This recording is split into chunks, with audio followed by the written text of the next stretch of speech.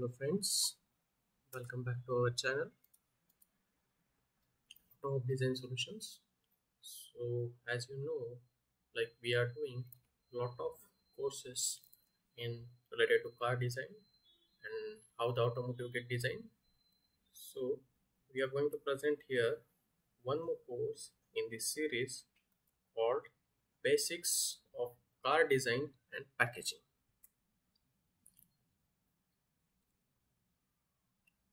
So in this course, we are going to understand some basics about how the car is packaged.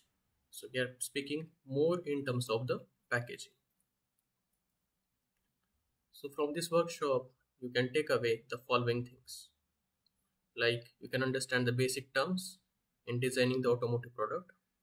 And as I told you, it is more focusing on the packaging of the automotive product. So let us understand what it contains. So it will specifically speak about how the architectural evolution happens in the automotive products, and then we will be speaking on the anatomy of automotive product package. Then if I want to start initial package, what are the phases are involved into it from phase 1 to phase 10. I try to cover this process into 10 phases.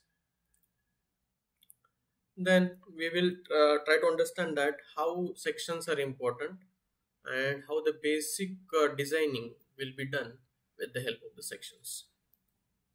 So as I explained importance of section, we will see.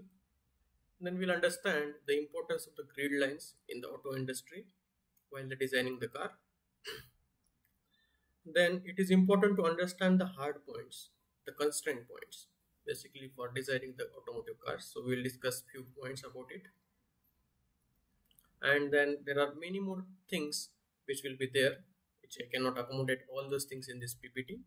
So I hope you'll be liking this workshop, and we'll see soon in the next video.